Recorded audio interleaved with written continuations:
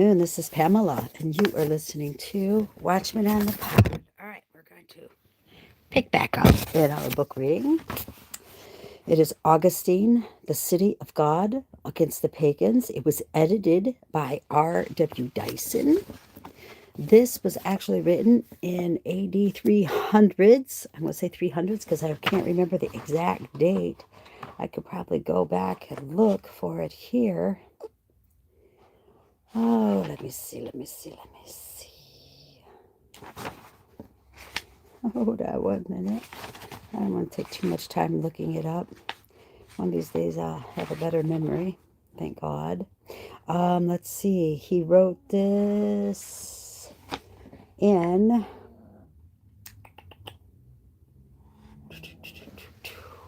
Let's see. 354, I believe. No, he was born in 354. In 370, he went to Carthage to study rhetoric, it says. And he taught for some years in Carthage and Rome. Milan in 384. Baptized by Saint Ambrose in the summer of 386. He was ordained priest. In 391, became Bishop of Hippo in 395. So in that time frame, he wrote this book. Okay, so here we go. Book 2, chapter 11. That among the Greeks, actors were admitted to public office in the Commonwealth in the belief that those who pleased the gods could hardly be rejected by men. Isn't that something? To the consistency of the Greeks also belongs to the fact that they esteemed those who acted in such plays worthy to receive no small honor from the city. For in that same book called De Republica, we are reminded that Aeschines, an Athenian and a man of outstanding eloquence, who was as a young man had acted in tragedies, entered the public life of the Commonwealth. Again, Aristodemus, also a tragic actor, was often sent by the Athenians as their legate to Philip in great matters of peace and war. For the Greeks did not deem it appropriate, when they saw how readily theatrical arts and displays were accepted by the gods, to attach an ignominious station and esteem to the very persons who performed them. The Greeks indeed acted shamefully in this, but they were at least entirely consistent with the character of their gods. They had not presumed to exempt the lives of their citizens from being lashed by the tongues of poets and actors when they perceived that the lives of the gods themselves were defamed with the consent and pleasure of those same gods. And in the same way, the men by whom those theatrical performances were enacted, which the Greeks had found to be so pleasing to the deities whose subjects they were, seemed to them to be by no means worthy of rejection, but indeed to be equally worthy of honor. After all, they honored the priests through whom they offered sacrificial victims acceptable to the gods. What reason could they find for doing this, then, while at the same time holding actors in contempt? For it was through such actors that they exhibited to the gods for their pleasure or honor those things which they had been taught to believe that the gods required of them, and which they would be angry at not receiving. Labeo, a man considered to be most learned in such matters, notes that good and bad deities are distinguished by a different worship. For evil gods, he asserts, are propitiated by slaughter and mournful supplications, and good ones by happy and joyful service, such as, he himself says, games, festivals, and banquets. With God's help, however, we shall consider all this more carefully at a later stage. For the time being, let us remain with the subject in hand. Thus, it does not matter whether offerings of all kinds are made to all the gods without distinction, as if it were good, or whether, as Labeo thought, a certain discrimination is exercised, and one kind of service is given to the gods of one kind and another to the other. Although it is not, in fact, fitting to speak of good and bad gods, for they are all bad, they are all unclean spirits. The Greeks are entirely consistent in honoring both the priests by whom sacrificial rites are administered and the actors by whom plays are performed. Otherwise, they might be convicted of doing injustice to all their gods, if the plays were pleasing to all, or, which is worse, to those who are deemed good, if the plays were enjoyed only by them. Chapter 12. That the Romans, in refusing to the poets the liberty in relation to men that they allowed them in relation to the gods, showed more consideration for men than for gods. But the Romans, as Scipio boasts in that dialogue called De Republica, refused to expose their own lives and reputations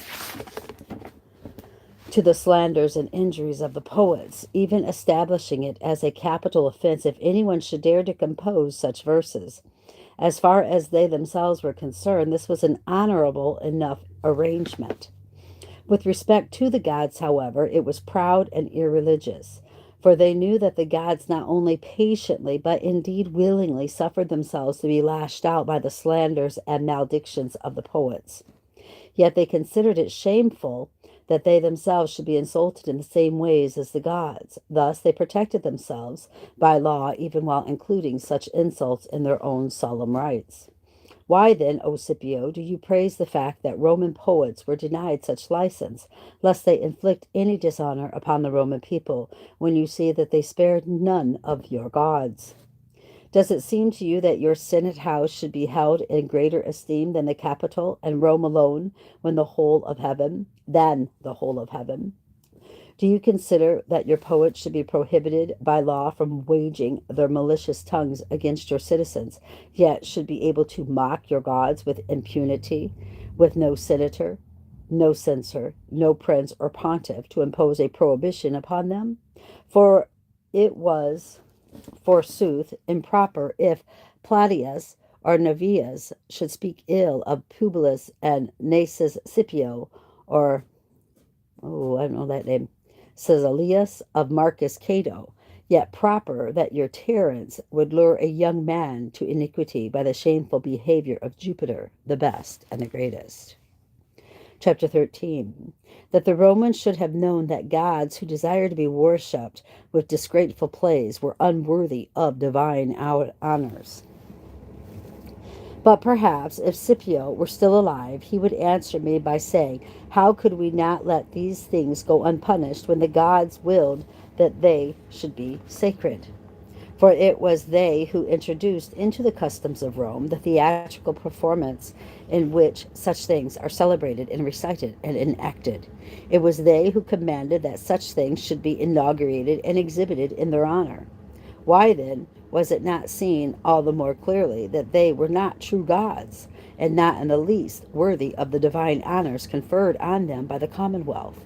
It would not have been thought in the smallest degree worthy or fitting to worship them had they required plays to be acted in which Roman citizens were mocked. How, then, I ask, can they be thought worthy of worship, and why are they not deemed detestable spirits, when in their desire to betray us they demand that their own crimes be celebrated in their honor? The Romans, then, driven by poisonous superstition, worshipped gods who, as they saw, wished to have shameful performances consecrated to them. But they were so mindful of their own dignity and modesty that they would in no circumstances grant honors as the Greeks had to the actors of such plays. As that Scipio puts it in the dialogue of Cicero, since they held the whole art of comedy and the theater in contempt, they resolved that all men of that sort should not only be excluded from the honors accorded to other citizens, but should even be removed from the censors' lists as members of their tribe. This was, of course, a splendid provision, and one which must be attributed with approval to the prudence of the Romans, although I could wish that they had always pursued and imitated it. Behold, how right it was that any Roman citizen who chose to be an actor was not only excluded from a position of honor, but was not even allowed by the censor to retain a place in his own tribe. Actors were called hypocrites back then because they pretended to be something or someone they were not. I don't know if people know that or not. Oh, what a spirit animated that city, eager for praise and faithfully Roman. But let someone tell me this: by what consistent principle were theatrical persons excluded from every honor, yet theatrical performances, including in the honors paid to the gods? For a long time, Roman virtue knew nothing of those theatrical arts, which, even when sought only as a means of gratifying human pleasure, bring with them an insidious decline of human morals. It was the gods who required that such things be exhibited for them. So why is it that the actor through whom the god is worshipped is himself cast aside? How can you dare to censure the actor of those wicked performances while adoring the god who demands them? This, then, is the controversy in which the Greeks and Romans are engaged. The Greeks consider that they are right to honor the men who perform the plays because they worship the gods who demand them. The Romans, however, do not permit actors to dishonor even their plebeian tribe, much less Senate house. The whole of this discussion may be resolved into the following syllogium. I don't know what that is. Gism. I don't know what that is. It's Syllogism. Logism. Syllogism. At the major premise, the Greeks say that if such gods are to be worshipped, then certainly such men should be honored also. The Romans state at the minor premise that such men should by no means be honored, and the Christians conclude that such gods are therefore by no means to be worshipped. Chapter 14. That Plato, who accorded to poets no place in his well-ordered city, was better than those gods who wished to be honored by theatrical performances. We must next ask why the poets themselves, the composers of such fables, who are prohibited by law of the 12 tables from damaging the reputation of citizens, yet who hurl shameful abuse at the gods, are not considered just as dishonorable as the actors are. By what process of reasoning is it considered right that the actors of those poetic creations and ignoble portrayals of the gods are deemed infamous, yet their composers are honored? Should we not here rather award the palm to a Greek, to Plato, who, in formulating his account of what city should be like, prescribed that poets should be banished from the city as enemies of the truth? Truly, he could not bear to see base injury done to the gods, and he refused to have the souls of his citizens tainted and corrupted by falsehood. Compare now the humanity of Plato, who banished poets from the city so that the citizens should not be deceived, with the divinity of those gods who demanded theatrical performances in their own honor. Plato urged the fickle and lascivious Greeks, although his arguments did not persuade them, not to write such things. But from the grave and modest Romans, the gods extorted that such plays should indeed be performed. Moreover, they wished to have these things not only performed, but dedicated to themselves, consecrated to themselves, and exhibited to themselves as a solemn festival. To which, then, it would be more honorable for a city to accord divine honors? To Plato, who prohibited these base and shameful things, or to the demons who, because they took delight in deceiving men, made it impossible for him to persuade them? Labeo considered that Plato should be commemorated among the demigods, like Hercules or Romulus, and he puts the demigods above the heroes, though he places both among the divine beings. For my part, I do not doubt that this Plato, whom he calls a demigod, should be set not only above the heroes, but even above the gods themselves. By the laws of the Romans do resemble the dialogues of Plato in one respect. For while the latter condemns all poetic deceptions, the former at any rate withhold from the poets the license to speak ill of men. Plato excludes poets from dwelling in the city, and Romans at least exclude the actors of poetic fables from membership of the city. Presumably, indeed, if the actors had dared to do anything contrary to the will of those gods who demanded their theatrical performances, the Romans would have banished them altogether. The Romans then could hardly have received laws for the formation of good morals or the correction of bad from their gods, or have hoped to do so, for in their own laws they already surpassed and shamed the morals of the gods. The gods then demand theatrical performances in their own honor.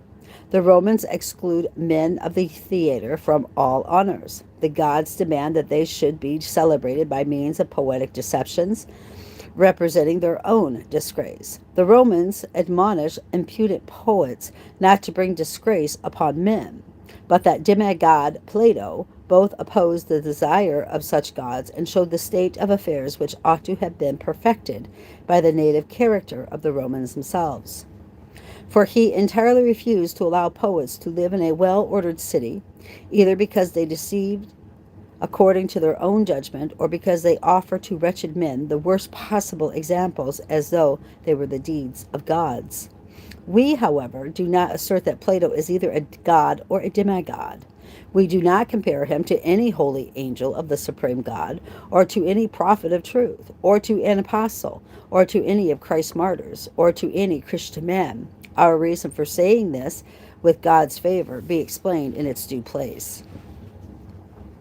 Since, however, our adversaries wish him to be considered a demigod, we certainly deem him worthy to be preferred, if not to Romulus and Hercules, although no historian or poet has said or pretended that Plato slew his brother or committed any other crime. Certainly to Priapus or to any, what's that word? Cynocephalus, or to fever, divine beings from the Romans have in part received from foreign lands and in part consecrated as natives to themselves.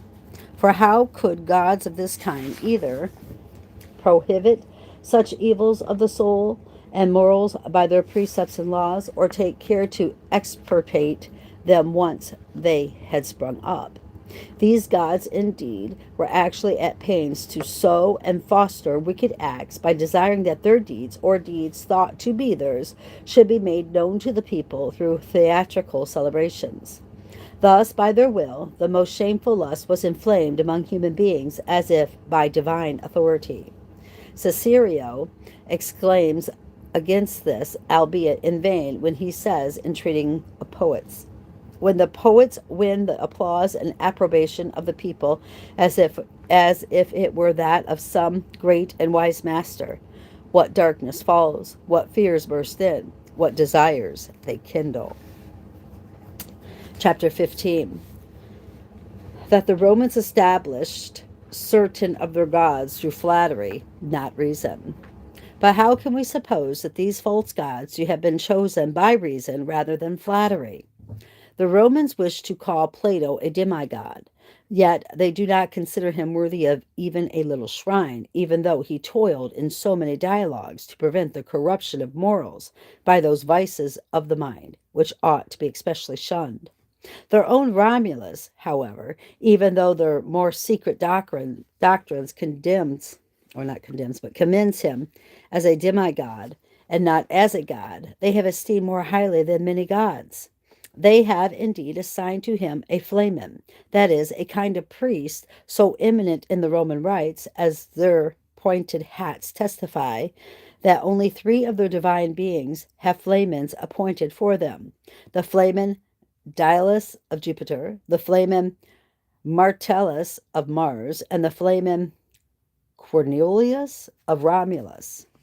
After his reputed reception into heaven, Romulus was, by the grace of his fellow citizens, named, and is Quirinius. In being given this honor, Romulus was placed above Neptune and Pluto, the brothers of Jupiter.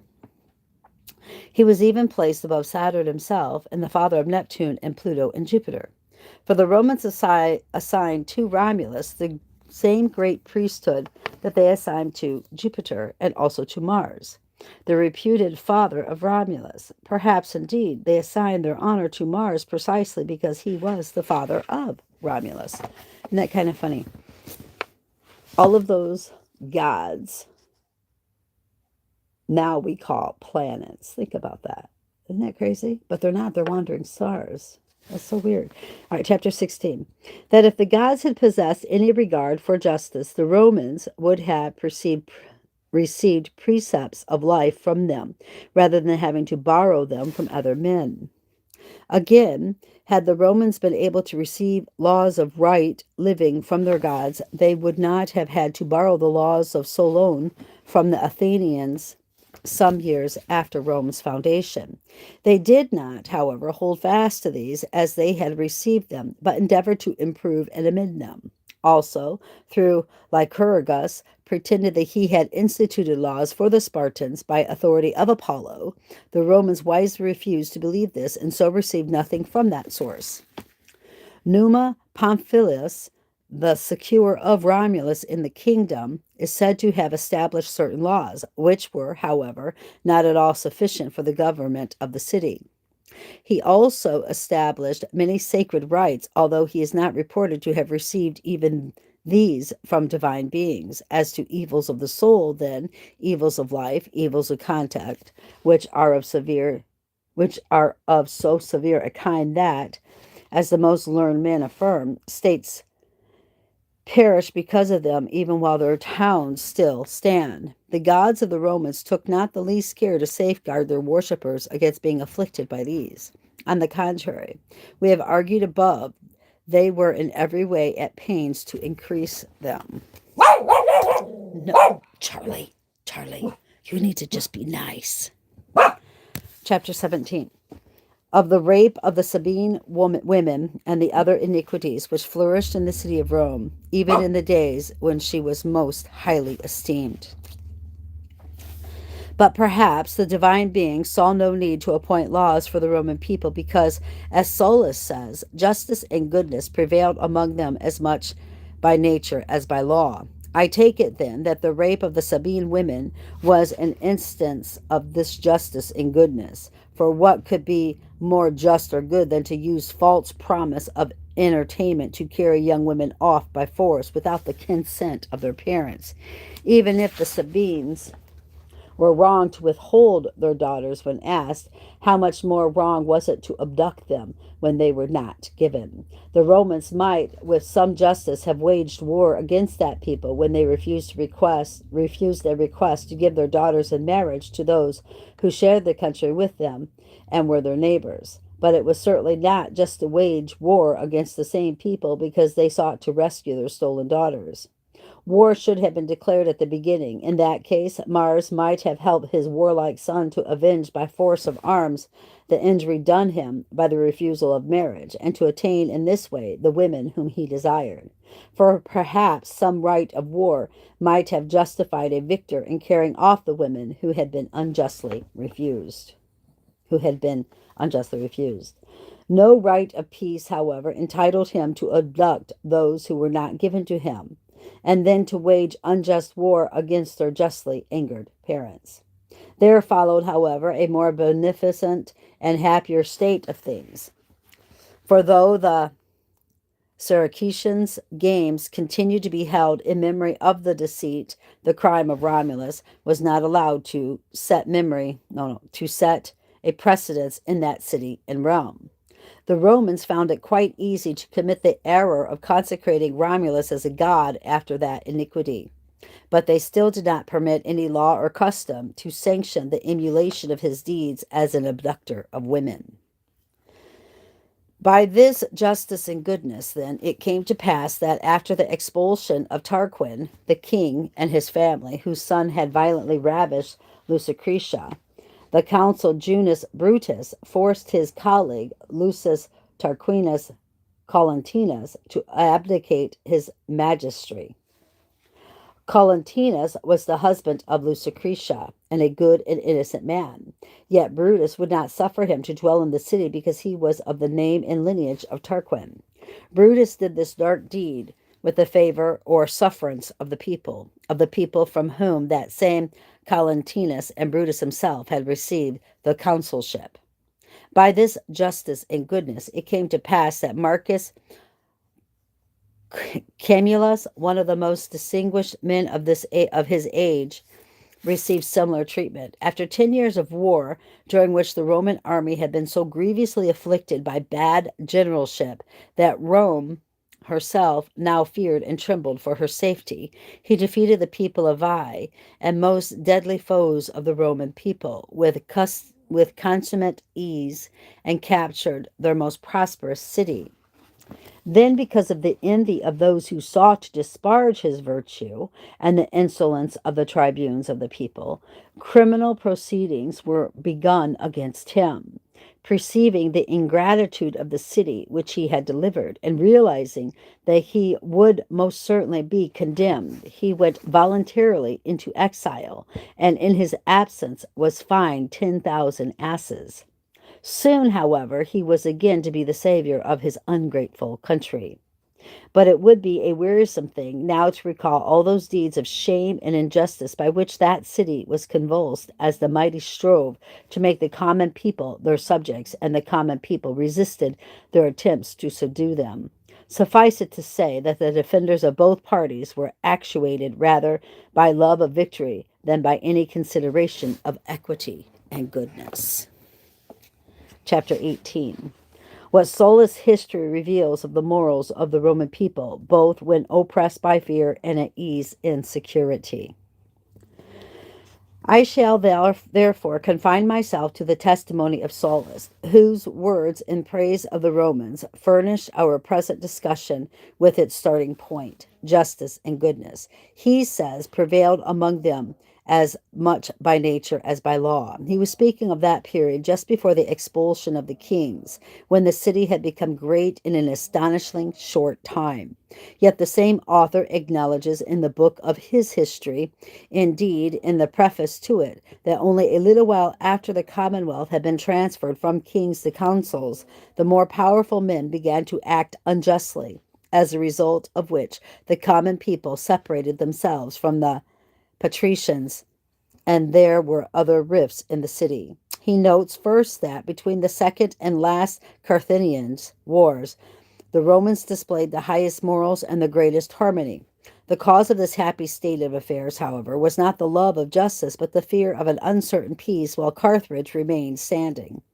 This also was why Nicaea opposed the destruction of Carthage. He wished to suppress wickedness and to preserve those outstanding morals by restraining vice through fear. Solus then goes on to say, after the destruction of Carthage, discord, avarice, ambition, and the other evils to which prosperity often gives rise were greatly increased. But he gives us to understand that such things were wont to arise and increase even before this, for he subjoins this explanation of what he has said. Injuries were wrought by the more powerful men, so that the common people separated themselves from the patricians, and there were other dissensions also. But these things had occurred in the state from the beginning, and the rule of equitable and moderate law lasts after the banishment of the kings, only until the fear of Tarquin and the grievous war with Ertura were ended.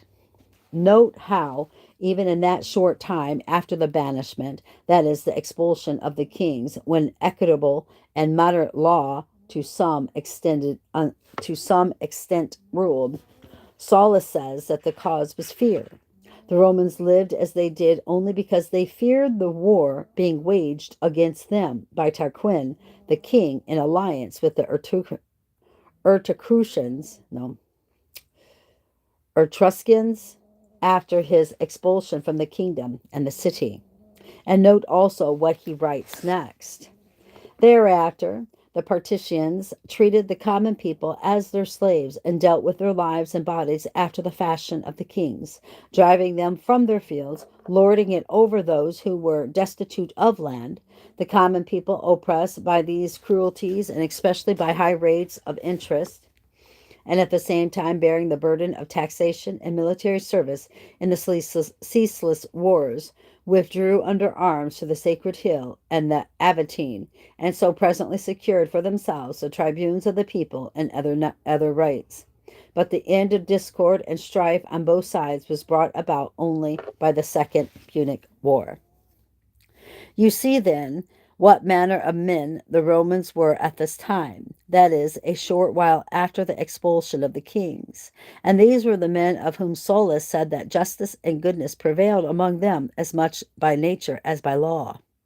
But if this was the time which, when the Roman Commonwealth is said to have been at its fairest and best, what are we to say or think now, when we come to the succeeding time, to the time when the city, in the words of the same historian, altering little by little from the fairest and best, became the worst and most shameful? This was, of course, as he records, at the destruction of Carthage. How Solus briefly recollects and treats of these times can be read in his history, where he shows how the bad morals which came forth from prosperity led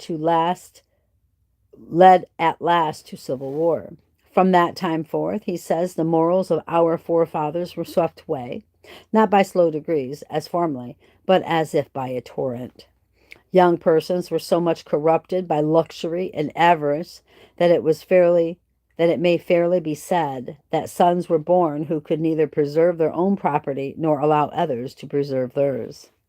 Solus then goes on to speak of the vices of Sulla and of all the other depravity in the commonwealth, and there are other authors, though of inferior eloquence, who can concur with him in this.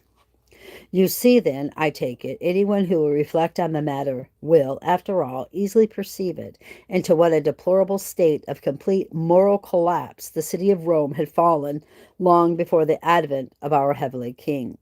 For these things took place not only before Christ, present in the flesh, had begun to teach, but even before he was born of the Virgin.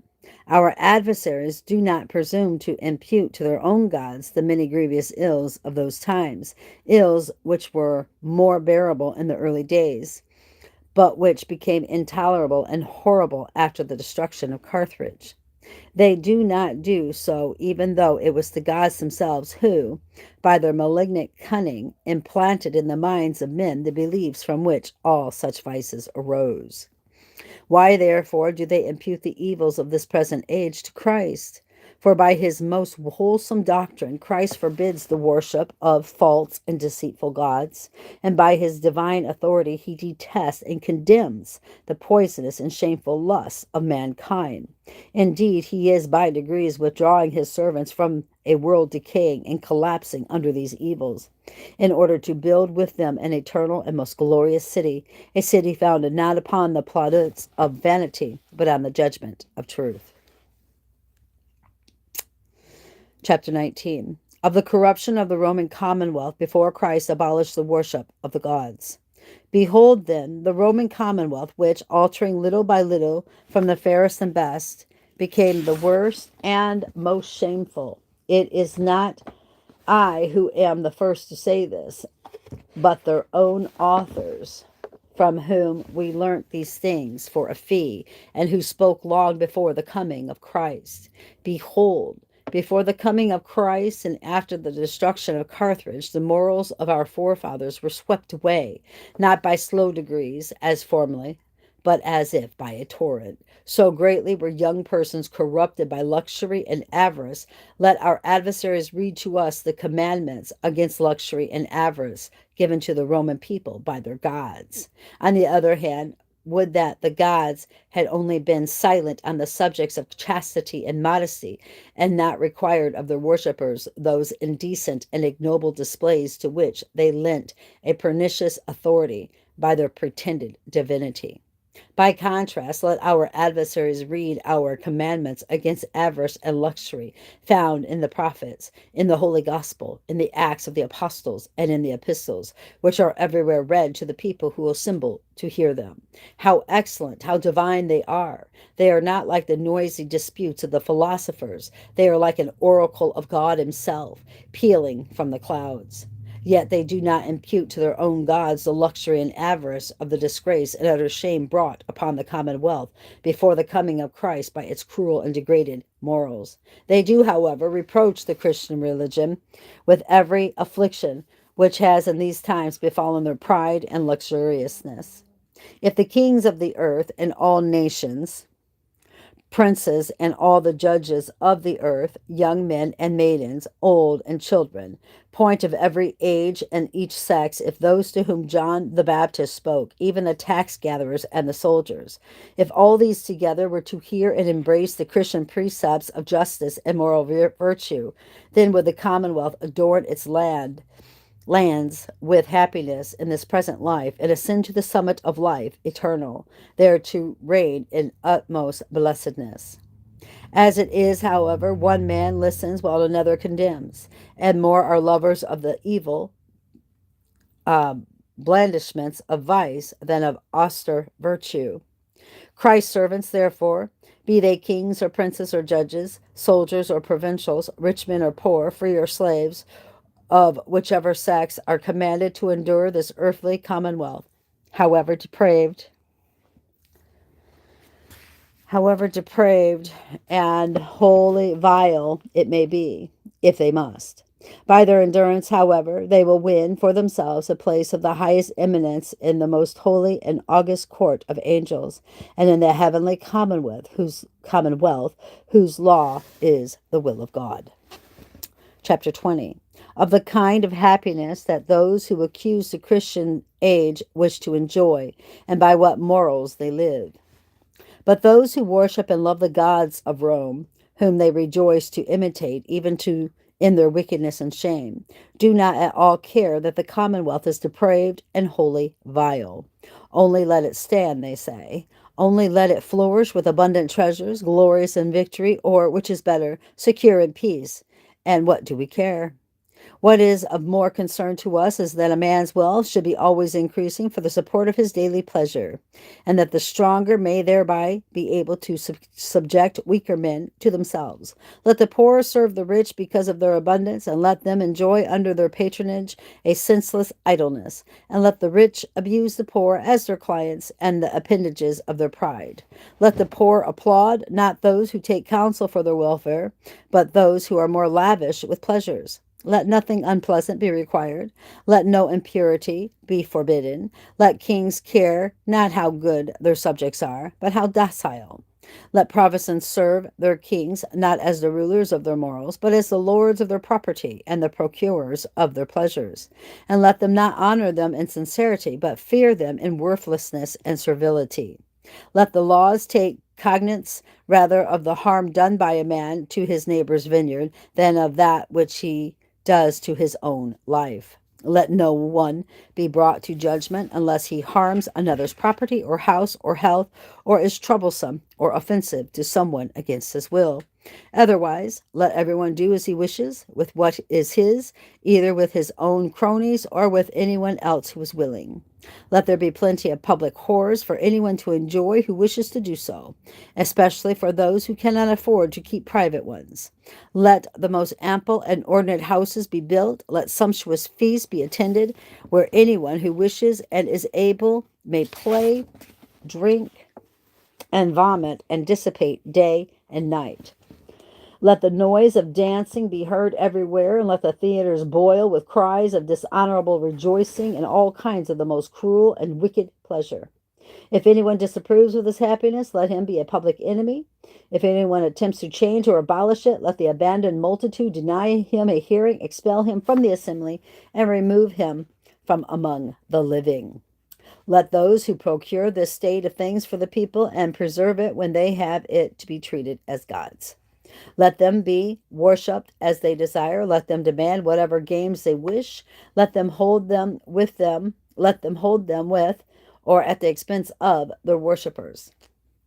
Only let them ensure that such happiness is not assailed by enemy, pestilence, or any calamity. Would not such a commonwealth as this suggest to any sane man, not the Roman Empire, but the palace of Sardanapalus, it's Sardanapalus. This is the king who, long ago, was so devoted to pleasure that he caused it to be inscribed on his tomb that his only possession in death were those that he had swallowed and consumed by his greed while he was alive. If the Romans had a king of this kind, both indulgent of himself and imposing so irksome restraint on them in such manner, they would surely consecrate to him a temple and a flamen with greater pleasure than the Romans of old showed in doing so for Romulus. Wow. Chapter 21. Cicero's opinion of the Roman Commonwealth. It may be, however, that our adversaries scorn him who called the Roman Commonwealth the worst and most shameful. Perhaps they do not care how full it is of disgrace and honor by reason of its most wicked and shameful morals, provided only that it stands firm and endures. Let them then hear not what Solus says, that it became the worst and most shameful, but what Cicero contends, that in his day it perished entirely, and that nothing at all remained of the commonwealth. He introduces Scipio, who had destroyed Carthage, discussing the commonwealth at a time when there were already warning signs that it was shortly to perish from the corruption that Solus describes. Indeed, at the time of the discussion, one of the Gracchi, with whom, as Solus says, the grave seditions began, had already been put to death, for his death is mentioned in that same work. Now Scipio, at the end of the second book, says, among the different sounds of lyres and flutes and the voices of singers, a certain harmony must be maintained, which the cultivated ear cannot bear to hear disrupted or discordant.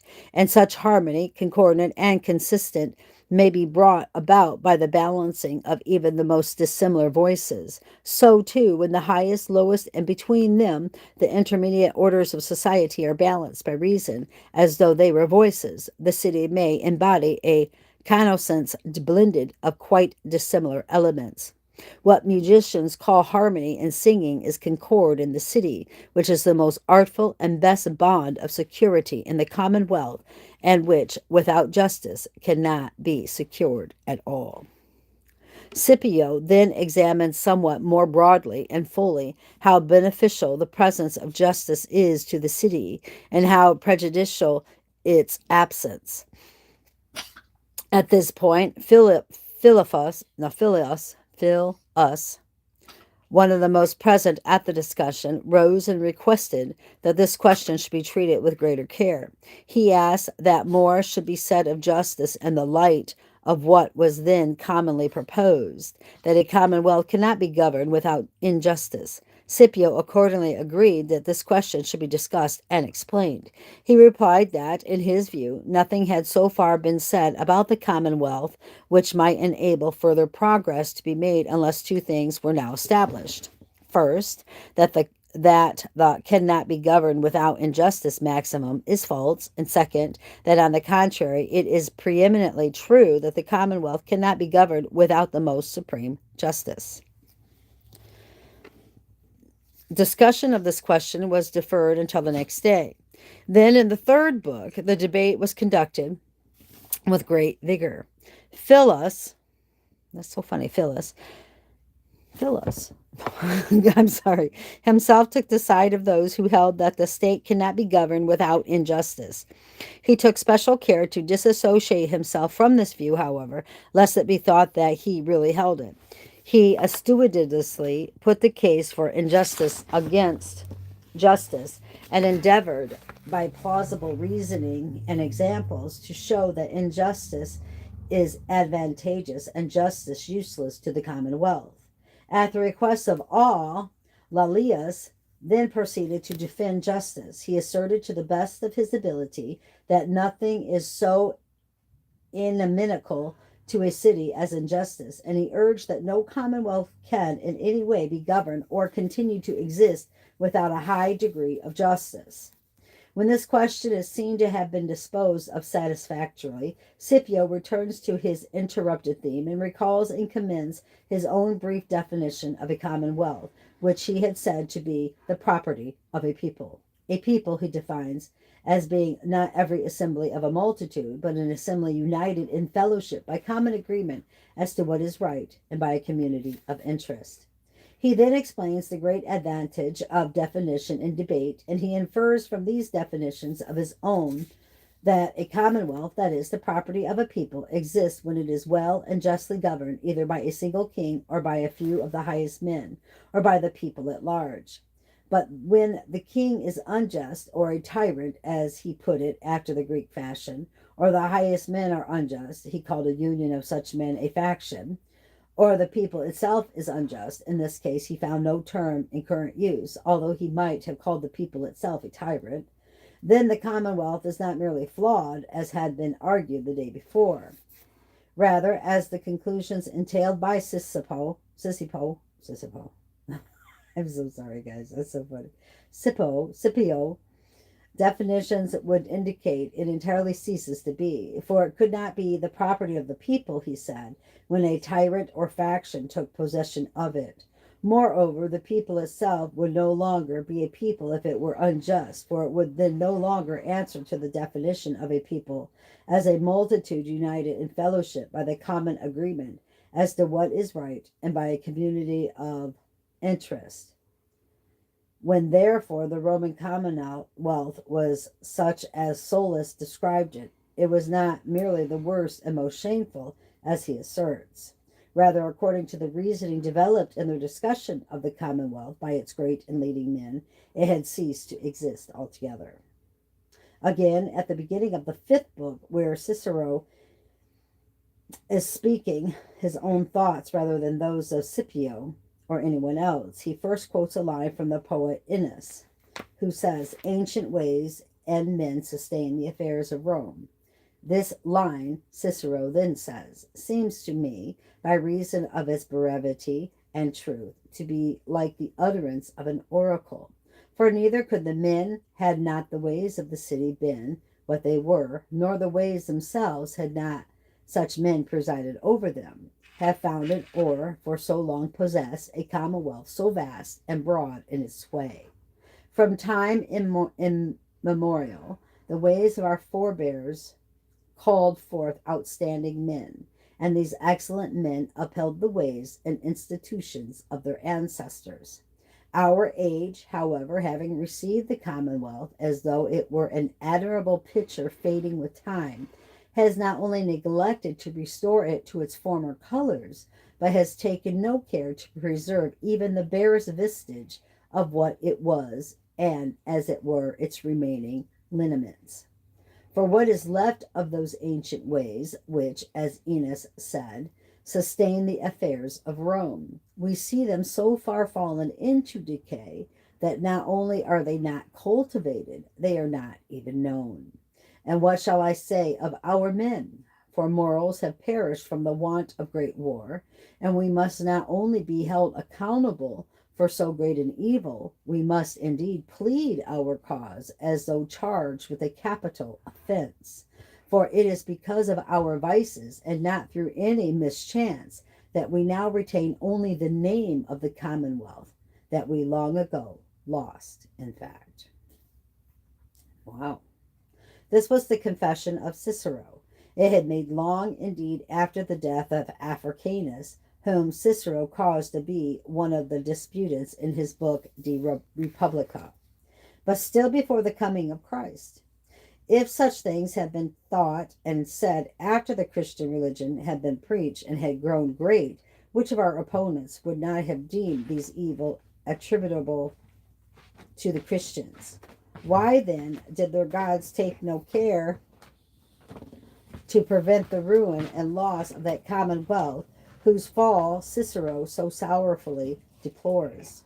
Those who praise it should consider whether true justice flourished in it even in the ancient days of men and morals, or whether perhaps even then it was not rather a colored picture than a moral reality. For without knowing it, Cicero says as much. If God wills it, however, we shall consider this question elsewhere, for in due course, having regard to the definitions which Cicero himself voiced through Scipio, when he briefly propounded what a commonwealth is and what a people is, definition attested by many other utterances, both of his own and of those he portrayed as taking part in that same discussion, I shall attempt to show that no such commonwealth ever existed, because true justice was never present in it. There was, of course, according to a more practical definition, a commonwealth of a sort, and it was certainly better administered by the Romans of more ancient times than by those who have come after them. True justice, however, does not exist other than in that commonwealth whose founder and ruler is Christ.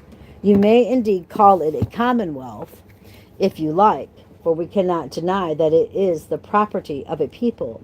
But if this name, which has become familiar in other places and circumstances, is perhaps too remote from our customary manner of speaking, we can at least say that there is true justice in that city of which Holy Scripture says, glorious things are spoken of thee, O city of God. Chapter 22. The gods of the Romans never took any pains to save the commonwealth from being destroyed by evil ways. But as to the present question, however worthy of praise they say the commonwealth was or is, it had, according to their own most learned authors, already become entirely evil and profligate long before the coming of Christ. Indeed, it no longer existed and had perished utterly by reason of its most corrupt morals.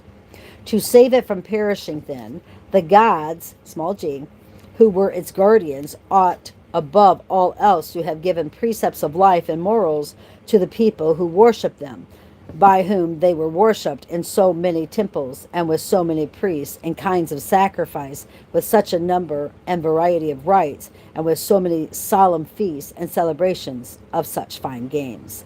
But the demons did nothing except look after their own affairs. They did not care how their worshippers lived, or rather they were content that their worshippers should live in wickedness, provided only that they continued under the dominion of fear to do all these things in their honor. On the other hand, if they did such precepts, let something be produced or displayed, let something be read out to show what laws of the gods were given to that city, only to be despised by the Gracchi, when they threw all things into turmoil by their seditions, by Marius and Cinna and Carbo, when they proceeded even to civil wars, undertaken for the most unworthy causes, cruelly waged and more cruelly ended, and finally by Sulla himself. Who would not shudder at the life and character and deeds of Sulla, as described by Solus and other writers of history? Who would not admit that the commonwealth had by then perished? In view of the conduct of citizens of this sort, will our adversaries perhaps still venture to reply, as they usually do, with that passage from Virgil in defense of their gods? All the gods upon whom this realm stood have gone, forsaking shrine and altar. If so, then first they have no reason to complain that the Christian religion so offended their gods that they deserted them. For their own forebears by their evil ways had already driven all these numerous little gods away from the city's altars like so many flies. But where in any case was that swarm of divinities when, long before the ancient ways had fallen into decay, Rome was taken and burnt by the Gauls? Present but asleep, perhaps? For at that time the whole city fell into the power of the enemy, apart from the Capitoline Hill. And even that would have been taken had not the geese, at any rate, been awake while the gods slept. From this incident, Rome almost descended to the superstition of the Egyptians, who worshiped beasts and birds, for they honored the goose in a yearly festival. But these extrinsic things, evils of the body rather than the soul, which are inflicted by enemies or by some other misfortune, are for the moment not at issue.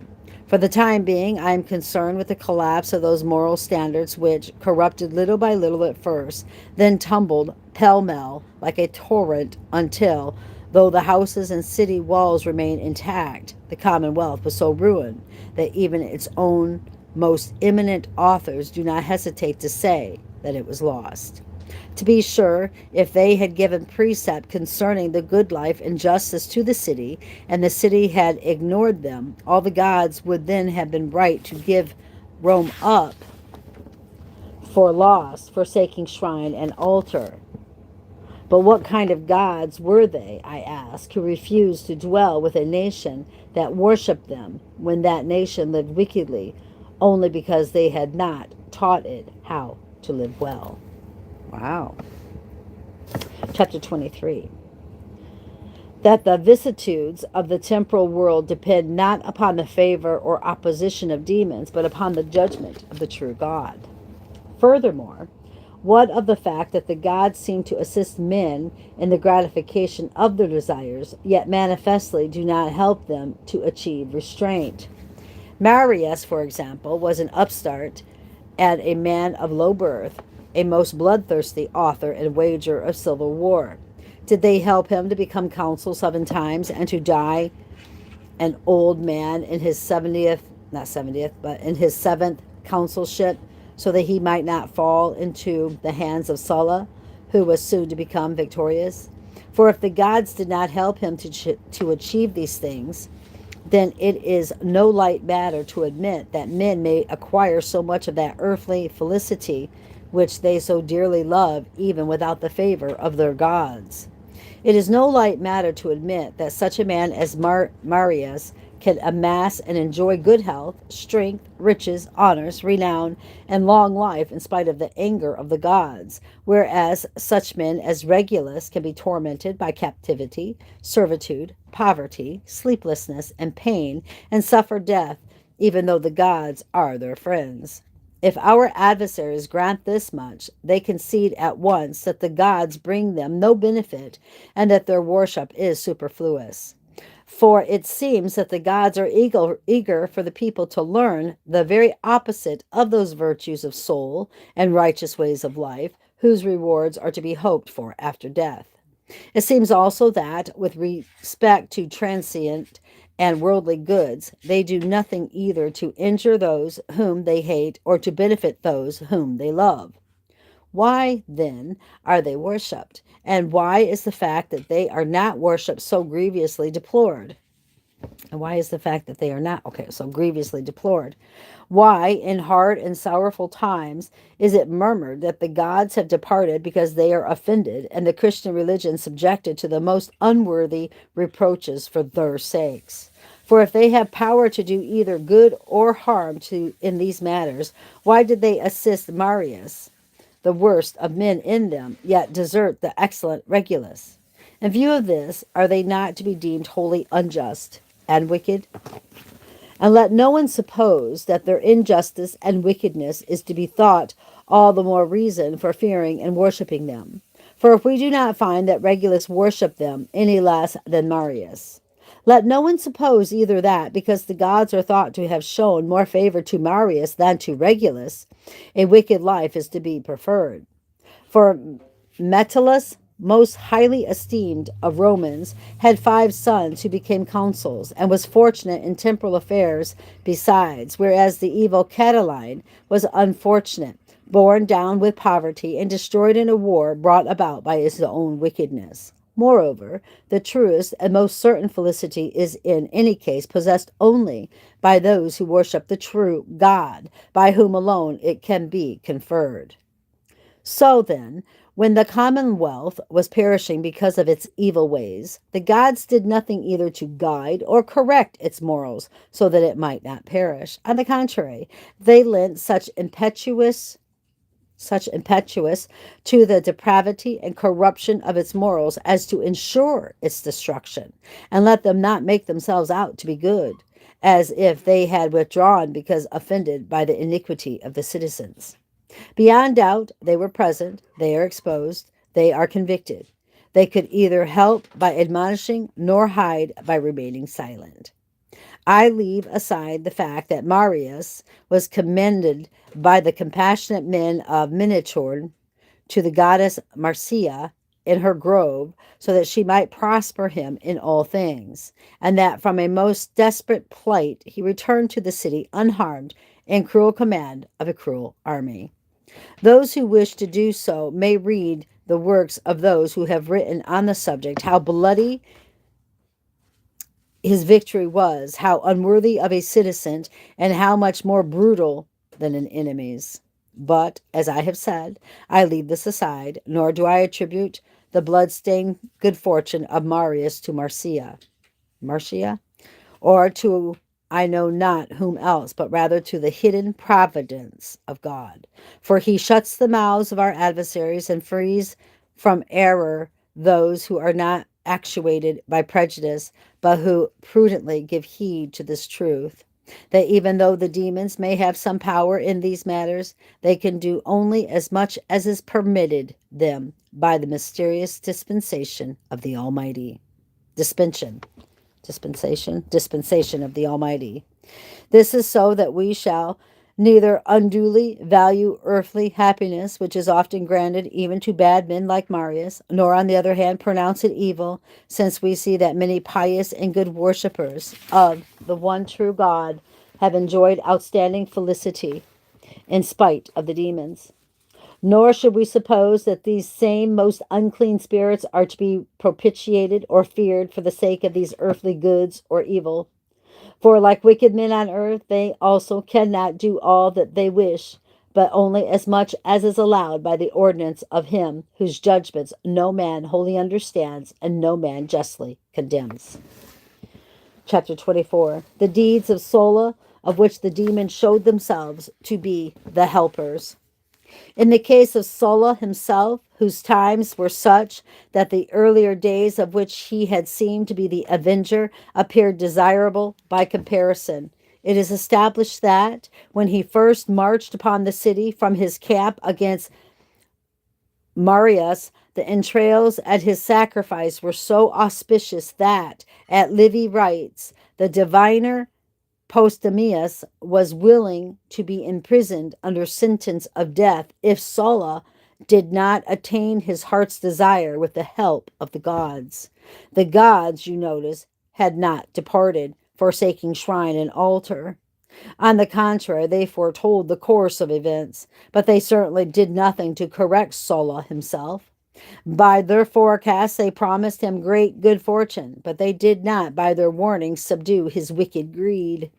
And later, when he was waging war in Asia against Mithridates, there came to him by Lucius Titus a message from Jupiter that Mithridates was soon to be overcome, and it was so. Later still, when he was preparing to return to the city to avenge with the blood of the citizens his own injuries and those of his friends, he again received a message from Jupiter, this time by a soldier of the 6th Legion. The purport of this second message was that, just as Jupiter had earlier foretold his victory over Mithridates, he now promised to give him power to retrieve the commonwealth from his enemies, although not without much bloodshed. Sulla then inquired what kind of apparition the soldier had seen. When he described it, Sulla was reminded of what he had heard on the former occasion from the man who brought the message from the same source concerning the victory over the Mithridates. The gods took care to announce these events as though they were fortunate then, but none of them took care to warn and correct Sulla. They took no such step, even though Sulla was about to inflict such harm upon the commonwealth by the crime of the civil war, as not merely to damage it, but to destroy it altogether. What explanation can there be of this?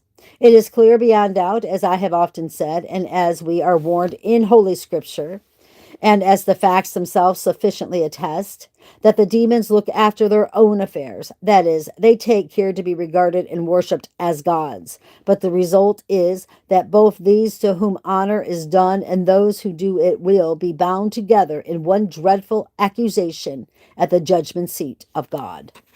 Again, when Sulla had come to Terratinum and sacrificed there, he saw on the apex of a calf's liver the image of a golden crown. And the diviner Postemius then interpreted this to mean that there was to be a resounding victory, and gave instructions that only Sulla was to eat of the sacrificial meat. Shortly after, the slave of a certain Lucius Pontius cried out in a prophecy, I come as the messenger of Bologna. Victory is thine, O Sulla. And he then added that the capital would burn.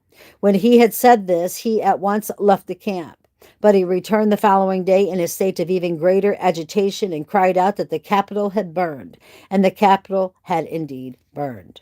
For a demon, however, it was easy both to foresee this and to announce it with the greatest possible speed.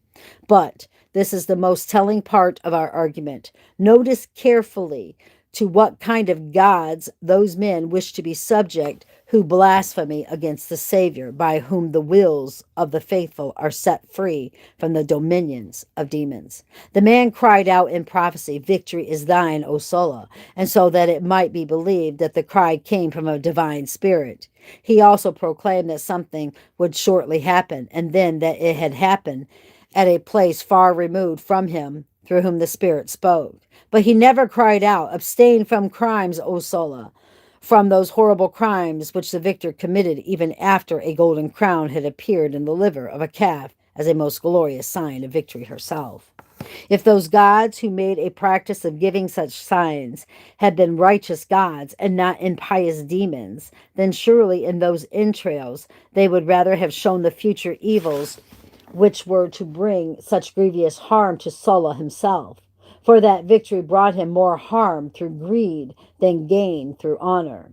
Through it he became so immoderate in his desires, and so borne up of favorable circumstances, and then cast down, that his own moral ruin was greater than any bodily loss suffered by his enemies. Here were true, sorrowful, truly deplorable things.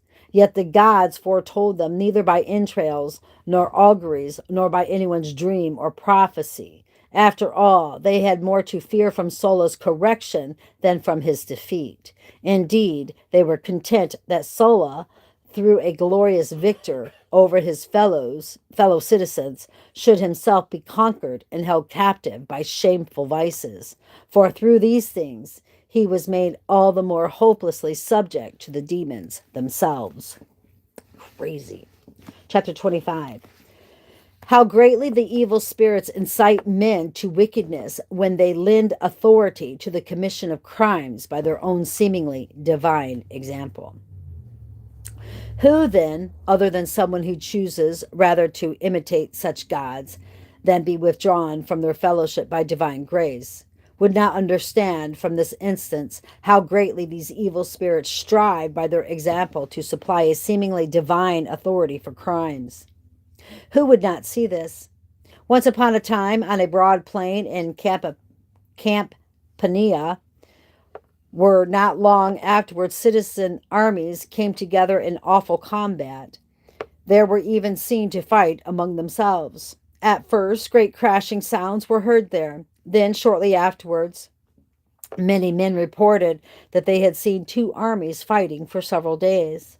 When this battle ceased, they also found marks there of men and horses, such as might have been imprinted by that conflict. If, therefore, the divine beings truly fought among themselves, the civil wars of human beings now at any rate have an excuse. Consider, though, the malice or misery of such gods. If, however, they only pretended to fight, is it not surely clear that they did this only so that the Romans, in waging civil war, as if by example of the gods, should seem to commit no wickedness? For the civil wars had by then broken out, and several atrocious battles had been fought with terrible slaughter. Many were moved by the tale of a certain soldier who, stripping the armor from one of the fallen, recognized the naked corpse of his own brother. He cursed the civil wars and then slew himself, uniting his own body with that of his brother. In order, therefore, to reduce as far as possible the loathing occasioned by such great evils, and instead to inspire more and more delight in the weapons of war, the hurtful demons, the demons whom the Romans supposed to be gods, and considered worthy of worship, chose to appear to men as fighting among themselves. They did this so that the civic affection should not shrink from initiating such strife. They desired that human crimes should be excused by divine example. With the same astuteness, the evil spirits also commanded that those theatrical displays of which I have already said a good deal should be dedicated and consecrated to themselves. They desired to have their crimes celebrated in musical performances and plays, so that a man, perceiving that the gods were delighted to have such things shown to them, might cheerfully imitate them, whether he believed them true or not. Also, they did not wish anyone to suppose that the poets had reproached the gods rather than honored them by what they wrote, wherever they portrayed them as fighting among themselves. Thus they confirmed the songs of the poets in order to deceive mankind, that is, by displaying their clashes to human eyes, not only through actors in the theater, but also in their own persons on the battlefield.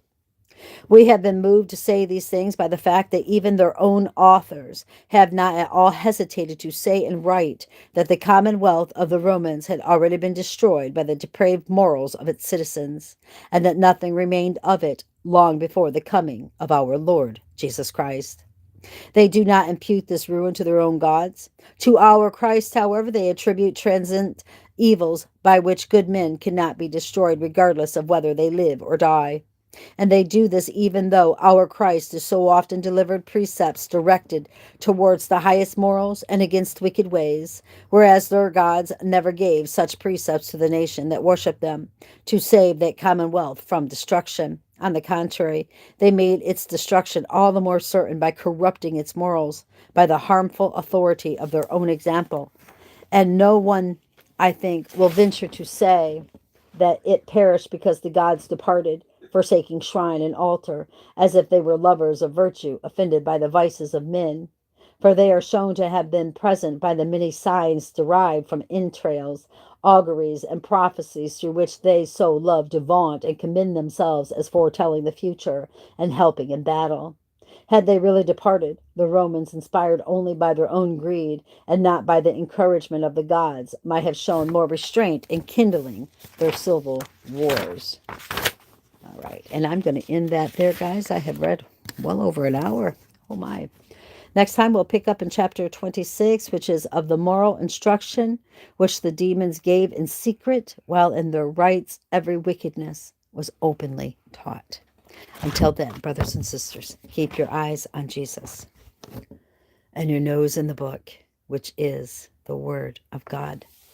And let us embed the Word of God upon the tablets of our hearts, so you and I will not sin against God or be deceived. May we all grow in faith. Bye-bye.